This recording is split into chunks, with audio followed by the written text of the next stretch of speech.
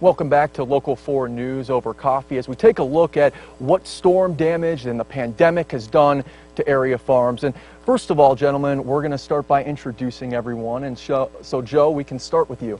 So I'm Joe Derricks. This is my family farm here, and I'm from DeWitt, Iowa.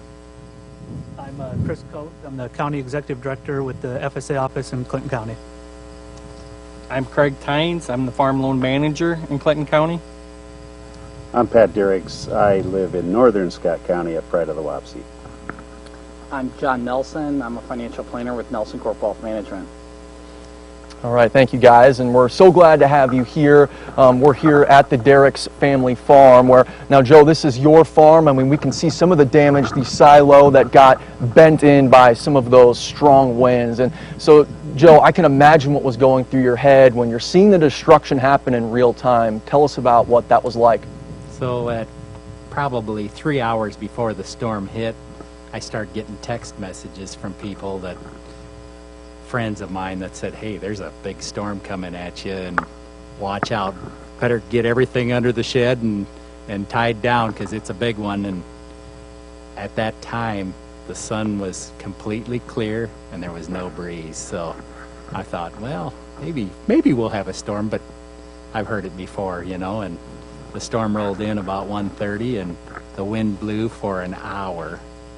And I kept looking out the window, looking up at this grain leg thinking, well, I'm going to watch it fall. If anything is going to fall, that thing's sticking up highest in the air.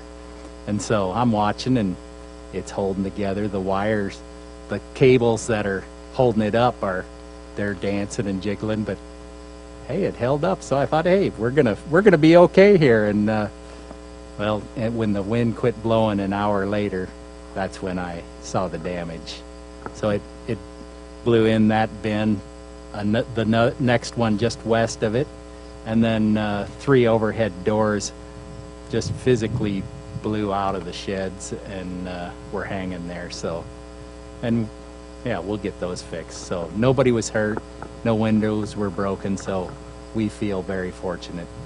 It did knock some corn down though, and that's going to make it a lot harder to harvest, and quite frankly I think it'll probably decrease our yield somewhat too. So And tell me more about how that's going to affect harvest season, because typically right now, right, is where you're starting to prepare, and this is a significant time. And so how do you anticipate that being affected? So the last 2 days, if you look at the machine right behind me, why, we've installed the corn reel on that corn head and the roller cones on each end, and those tools will help the corn come into the machine. Otherwise it'll just bunch up in front. And there's 2 reasons for doing it. Number one is to keep the machine moving in the field, and the second reason is for safety. When Pat and I were kids, why, when Dad got a bunch in the combine, we'd stop the combine and we'd physically throw the corn into the corn head, and then he'd go on again. Well, now there's machinery that can help us, assist us in this process.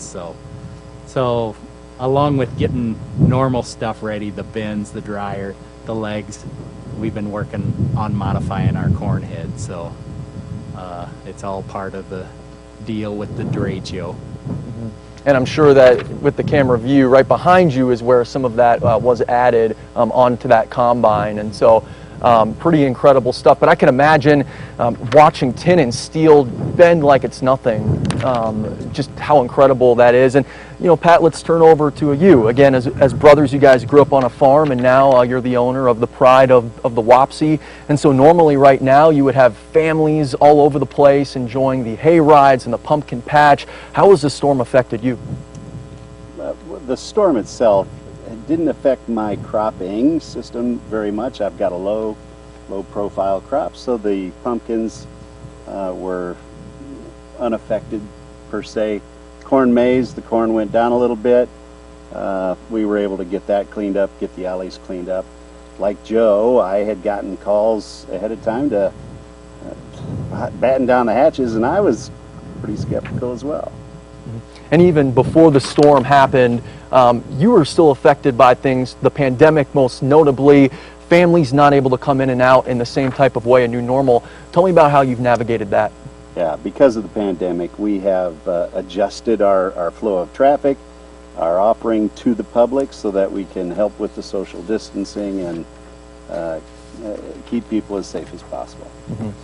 And now we're going to turn it over to Chris Koth. You know, Chris, tell me about the damage that you've heard about. You're the executive director of Clinton County Farm Service Agency. And so again, you get to work with a lot of farmers. And so how have those conversations been going? Yeah, you know, we started getting calls probably the next day after the storm from producers wanting to know if there's assistance, what they can do.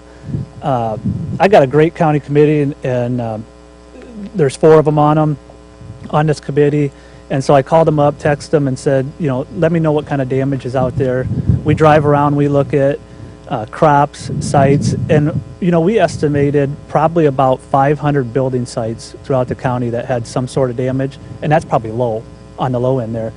And then we tried to discuss crops, and it's hard to put a number when you're looking at crops leaning side to side, falling down, half broken.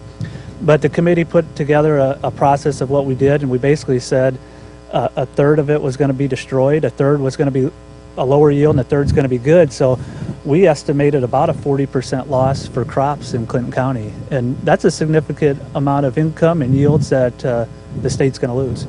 Yeah, that's significant damage, and we'll continue discussing that. And also, when we come back, we'll get into the financial ramifications of the storm. And so we have Craig and John who are going to talk about that. For now, Ann, let's send it back over to you.